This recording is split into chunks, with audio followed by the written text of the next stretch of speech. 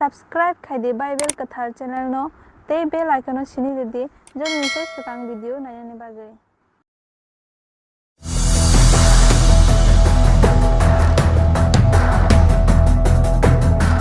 आप लोग के सामने मैं एक इंपॉर्टेंट बीमारी के बारे में बात करने जा रहा हूं और वो है आज का pandemic disease corona virus infection, आज जिसे कोविड-19 के नाम से जाना जाता है। ये पैंडेमिक डिजीज जिसे हिंदी में महामारी कहते हैं। आप लोगों ने सुना होगा किसी जमाने में कि पूरे मुल्क में हैजा फैल गया है या पूरे मुल्क में प्लेग फैल गया है। ये सब अपने आप में एक महामारी थे। उसी तरह से आज के टाइम की महामारी ये कोरोना वायरस डिजीज है।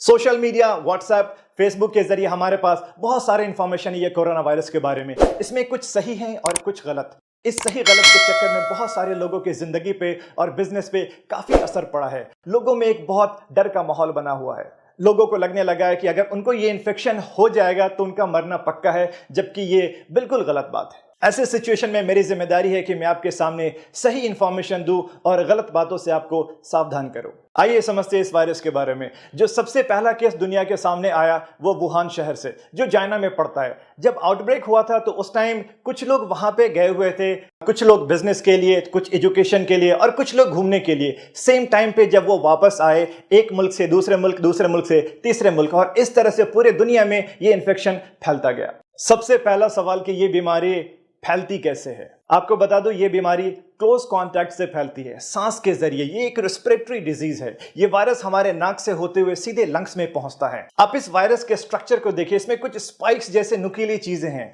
और साथ में हमारे लंग्स का फोटो देखिए, कितने ब्रांचेस बने हुए। ये वायरस सीधे नाक के रास्ते से होते हुए हमारे लंग्स में जाता है और आसानी से चिपक जाता है। ये वहीं पे मल्टीप्लाई होता है, उसके बाद से नुकसान पहुंचाना स्टार्ट करता है। तो यहां पे साफ मतलब है कि जो ज्यादातर सिम्टम्स हमारे पास में आते हैं वो लंग्स से रिलेटेड होते हैं। और ये वायरस अगर आपके खाने के साथ पेट में जाए तो पेट में एसिड प्रोडक्शन होता है खाना पचाने के लिए, जिससे ये वायरस मर जाता है। तो इसका मतलब ये हुआ कि खाने से ये वायरस नहीं फैलता है। एक बहुत बड़ा कंफ्यूजन है लोगों में कि क्या नॉनवेज खाने से भी ये वायरस फैलता है। मैं आपको बता दूं, बिल्कुल नहीं फैलता है।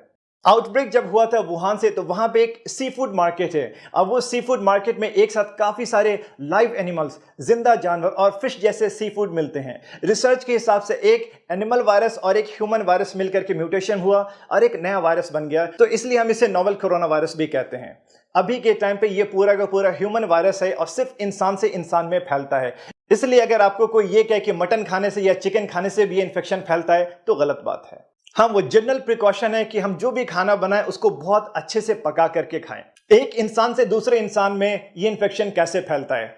आप मान लो ये इन्फेक्शन मुझे हो चुका है और मुझे खांसी होना स्टार्ट हो चुका है, तो मेरे खांसी करने के दो तरीके होंगे। एक तो मैंने हवा में खांसी किया और दूसरा मैंने अपने हाथों पे खांसी किया। दोनों कंडीशन में मैं ये इन्फेक्शन एक दूसरे को फैला सकता हूं। अगर मैंने हवा में खांसी किया तो मेरे मुंह से वायरस निकला और वो 1 से 1.5 मीटर तक जाकर के नीचे चला जाएगा। उस बीच में अगर मेरे अगल बगल में कोई है तो उसके हाथ पे चिपक जाएगा वायरस या उसके मुंह पे लग जाएगा ये वायरस। अगर मैंने अपने हाथ पे खांसी किया और मैं अपने घर पे बैठा हूं तो मैंने पानी पीने के लिए जग को टच किया, फ्रिज खोला या किसी भी सामान को टच किया, और अगर मैं बाहर जाने के लिए निकलता हूं तो मैंने लिफ्ट को टच किया या किसी भी चीज को मैंने टच किया, उस बीच में कोई दूसरा इंसान आकर के उसी सेम चीज को टच करता है, तो ये हमारी नॉर्मल आदत होती है कि हम लोग अपने हाथ को बार बार अपने मुंह पे लगाते हैं, नाक को टच करते हैं, आंख को भी टच करते हैं। तो इससे आसानी से ये इन्फेक्शन उस इंसान को भी हो जाएगा। नाक पे वायरस गया, नाक से होते हुए सीधे लंग्स में चला जाएगा। लोगों में ये भी कंफ्यूजन है, ये वायरस हवा में भी उड़ता है क्या। आपको बता दूं कि ये वायरस हवा में नहीं उड़ता है। आपको जैसे मैंने बताया कि मैंने खांसी किया तो मेरे मुंह से वायरस निकल के 1 से 1.5 मीटर तक जाकर के नीचे चला जाता है, तो ये वायरस हवा में नहीं उड़ता है। अब किसी को ये इन्फेक्शन हो जाए तो क्या क्या सिम्टम्स आएंगे, यानी कि मरीज के अंदर लक्षण क्या क्या होंगे इस बीमारी के। जो सबसे पहला लक्षण स्टार्ट होगा वो तो आम फ्लू जैसे सर्दी जुकाम और गले में खराश, लेकिन इसके साथ में सूखी खांसी और बुखार भी होगा। मतली जैसा यानी कि उल्टी होने का मन भी होगा पेशेंट को, और धीरे धीरे ये सिम्टम्स और ज्यादा बढ़ते जाएंगे वक्त के साथ। साथ में उनकी हिस्ट्री भी देखिए कि पिछले 10 से 12 दिनों में वो किन किन जगहों पे गए हैं। ये अगर वो जगह पे गए जहां पे ये इन्फेक्शन बहुत ज्यादा फैला हुआ है तो फिर ज्यादा चांसेस है कि इनको ये इन्फेक्शन हो सकता है। लेकिन इसका मतलब ये नहीं अगर किसी को भी सर्दी जुकाम और बुखार है तो सभी को ये इन्फेक्शन है। आप साथ में ये भी देखिए उनकी हिस्ट्री के 10 से 12 दिन में किन किन जगहों पे गए हैं। अगर ये उन जगहों पे गए जहां पे ये कोरोना वायरस का इन्फेक्शन बहुत ज़्यादा फैला हुआ है, तो हाँ, ऐसे केसेस में ये बीमारी होने के बहुत ज़्यादा चांसेस हैं। 80 to 85% केसेस में सिर्फ माइल्ड सिम्टम्स आते हैं। माइल्ड का मतलब कि ज़्यादा सीरियस सिम्टम्स नहीं होंगे, हल्का सा सर्दी, जुकाम और बुखार। लेकिन 10 से 15% केसेस में ज़्यादा सीरियस सिम्टम्स आते हैं कि जब सांस लेने में तकलीफ होने लगे, गले में बहुत ज़्यादा दर्द होने लगे, जैसे सिम्टम्स लाइक एस्थमा और दमा जिसे कहते हैं, इंग्लिश में शॉर्टनेस ऑफ ब्रेथ या डिस्निया हो जाए। अब तक बच्चों में ये बीमारी ज्यादातर नहीं देखी गई, लेकिन इसका मतलब ये नहीं कि बच्चे 100% सेफ है। ज्यादातर बड़े लोगों में इस बीमारी का असर देखा गया है। नौजवान और हेल्दी लोग इस वायरस को आराम से बर्दाश्त कर सकते हैं, लेकिन जिनका उम्र 60-70 साल से ज्यादा है, बूढ़े, ज़ईफ और जिनके साथ में कोई दूसरी बीमारी भी है जैसे कि डायबिटीज, हाइपरटेंशन, दिल की बीमारी, उनके लिए यह वायरस को बर्दाश्त करना मुश्किल होगा। उम्र के साथ और बाकी बीमारियों के साथ इंसान का इम्यून सिस्टम थोड़ा कमजोर हो जाता है। इम्यून सिस्टम का मतलब हमारे शरीर की अपनी शक्ति होती है बीमारी से लड़ने की। अगर किसी को ये सारे सिम्टम्स आ जाए तो आगे आपको क्या करना चाहिए? आप सबसे पहले इस हेल्पलाइन नंबर पे फोन करिए और अपने सिम्टम्स के बारे में बताइए। ये हेल्पलाइन नंबर इंडियन गवर्नमेंट की तरफ से है। हेल्थ अथॉरिटीज के लोग आपसे बात करेंगे और आपको सही मशवरा देंगे। जरूरत पड़ने पे आपके दिए हुए एड्रेस पे आएंगे और आपका जांच करेंगे। अगर उनको सारे सिम्टम्स इस वायरल इन्फेक्शन का लगेगा तो आपके गले से स्वैब कल्चर लेकर के टेस्ट के लिए जाएंगे, और ये टेस्ट अभी सिर्फ सरकारी लैब सेंटर्स पे ही हो पाएगा। फोन नंबर के अलावा हर स्टेट में कुछ खास सरकारी हॉस्पिटल है जिसे इस वायरल इन्फेक्शन का स्पेशल सेंटर बनाया गया, आप वहां पे जाइए। आपका टेस्ट अगर के पॉजिटिव आ जाता है तो उसके बाद में क्या होगा? सबसे पहली बात, आपको बिल्कुल भी नहीं घबराना है, बिल्कुल भी नहीं डरना है। 80 to 85%, 80 से 85% लोगों में सिर्फ माइल्ड सिम्टम्स आते हैं, हल्के सिम्टम्स। अगर सिम्टम्स जरा सा है तो आपको एक स्पेशल वार्ड में आइसोलेट कर दिया जाएगा 2 हफ्ते के लिए, जहां पे आपका सिम्टोमेटिक इलाज चलेगा। अगर किसी को बहुत ज्यादा दिक्कत हुआ सांस लेने में तो उनको आईसीयू में रखा जाएगा, जहां पे वेंटिलेटर की सुविधा भी उपलब्ध होगी, जो कि सिर्फ 10 से 15% लोगों में हो रहा है। आपको जब मैंने 2 हफ्ते के आइसोलेशन के बारे में बोला तो आइसोलेशन को मैं अच्छे से समझा दूं। आइसोलेट होने का नाम सुन के लोगों में एक डर सा बन गया है। उनको लगने लगा है कि 2 हफ्ते के लिए उन्हें जेल में बंद कर दिया जाएगा या पूरी दुनिया से उनको अलग कर दिया जाएगा, और इस डर की वजह से वो ना तो किसी हॉस्पिटल में जा रहे हैं और ना ही किसी डॉक्टर से मिल रहे हैं।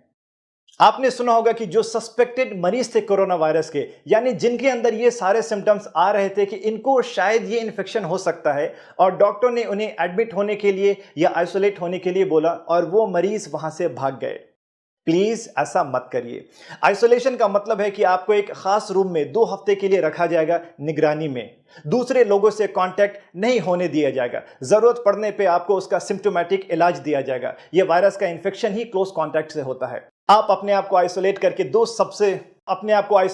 दो सबसे बड़ा काम कर रहे हैं। एक तो बिल्कुल सही टाइम पे आपका इलाज स्टार्ट हो गया, दूसरा आपसे किसी और को यह इन्फेक्शन नहीं फैलेगा। आपके 2 हफ्ते आइसोलेट रहने से सैकड़ों लोगों की हिफाजत होगी, आपकी अपनी फैमिली की हिफाजत होगी, और 2 हफ्ते के बाद आप अपनी आम जिंदगी सेहतमंद होकर के बिल्कुल नॉर्मली गुजार सकते हैं। इस बीमारी का इन्फेक्टिविटी रेट और डेथ रेट कितना है? आइसोलेट होने पर जब इतना फोकस किया जा रहा है तो उसकी सबसे बड़ी वजह है इसका हाई इन्फेक्टिविटी रेट, यानी एक इंसान से दूसरे इंसान में बहुत तेजी से फैलता है। सबसे पहला केस दुनिया के सामने दिसंबर 2019 में आया था, लेकिन आज 21 मार्च के सुबह तक पूरी दुनिया में 2,75,000 से ज्यादा लोग इन्फेक्टेड हो चुके हैं।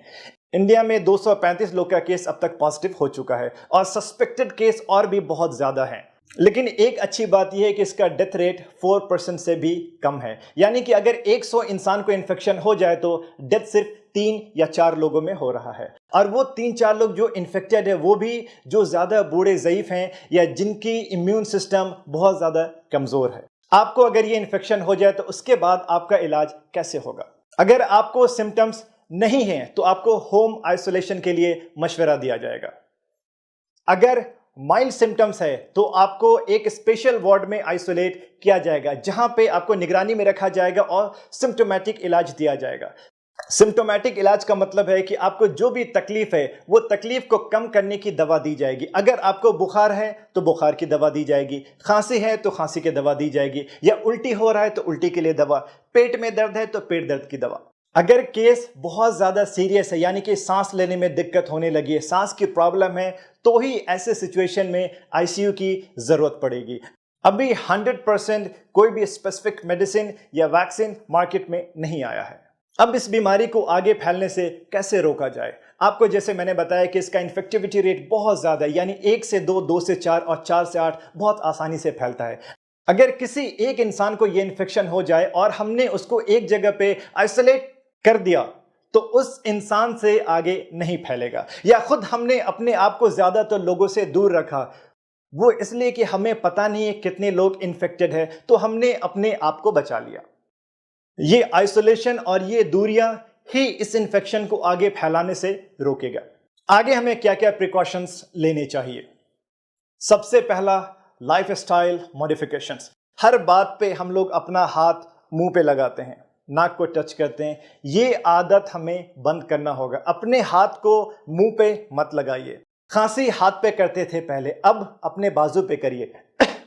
ये वो जगह है जहां पे आप आसानी से टच भी नहीं करते हैं और आसानी से बाद में आप अपने कपड़े को भी बदल सकते हैं। आपको अगर सर्दी जुकाम है तो प्लीज मास्क पहनिए ताकि दूसरे को इन्फेक्शन ना फैले। मास्क गीला होते ही बदल लीजिए। आपको मास्क के बारे में बताता चलूं कि जो जनरल मास्क है उससे 100% सेफ्टी नहीं है। सर्जिकल मास्क या N95 मास्क से काफी हद तक सेफ्टी है, लेकिन N95 मास्क सभी के लिए रिकमेंडेड नहीं है। जो हेल्थ केयर के लोग हैं, जो मरीज से बहुत क्लोज रहते हैं, उनके लिए ये बिल्कुल जरूरी है। एक एंटी पॉल्यूशन क्लॉथ मास्क है जो यूज कर सकते हैं आप, और सुबह से रात तक मास्क लगाने की भी बिल्कुल जरूरत नहीं है। लोगों से दूरियां मेंटेन करना काफी होगा। बाहर किसी भी पब्लिक एरिया में जा रहे हैं तो प्लीज मास्क लगाइए।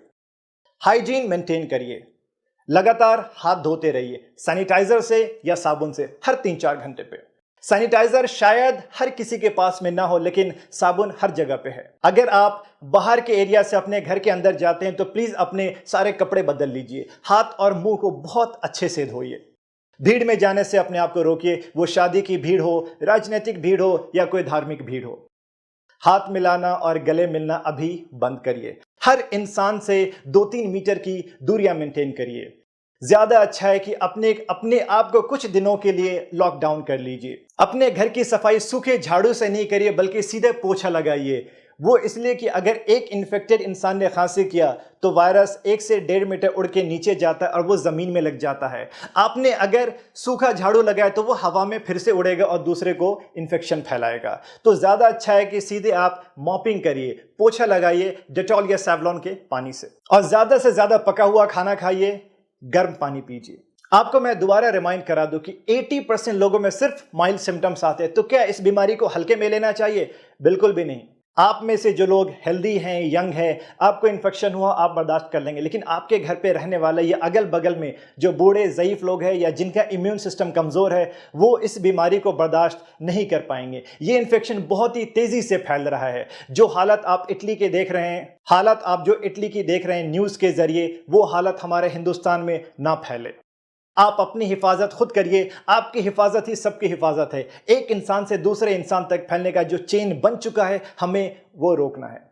लोगों को एजुकेट करिए, सबको इस बीमारी के सिम्टम्स और प्रिकॉशंस के बारे में बताइए कि ये बीमारी से कैसे बचा सकता है और इसको आगे फैलने से कैसे रोका जा सकता है। प्लीज घबराइए मत और डरिए मत, एक दूसरे का हिम्मत बढ़ाइए। अभी सबसे इंपॉर्टेंट है इस बीमारी से लड़ने की और इसको खत्म करने की। आपके पास, हमारे पास जान है तो जहान है। आज के टाइम पे shopping malls, cinema theatres, schools, universities सब बंद हो चुके हैं सिवाय हॉस्पिटल के। हॉस्पिटल में काम करने वाले doctors, nurses, lab technicians, ward boys, guards या जो भी स्टाफ्स हैं हॉस्पिटल के, उनके काम में सपोर्ट करिए और उनका शुक्रिया अदा करिए। ये वो लोग हैं जो अपनी जान को खतरे में डाल के हर किसी की हिफाजत कर रहे हैं। A big salute to all medical professionals. Health care administration से या हमारे सरकार की तरफ से जो भी इंस्ट्रक्शंस आते हैं, प्लीज उसको फॉलो करिए। इसी में हम सबकी भलाई है। आप सब लोग सेहतमंद रहिए, खुश रहिए और ये कोरोना वायरस से सेफ रहिए। Thank you so much.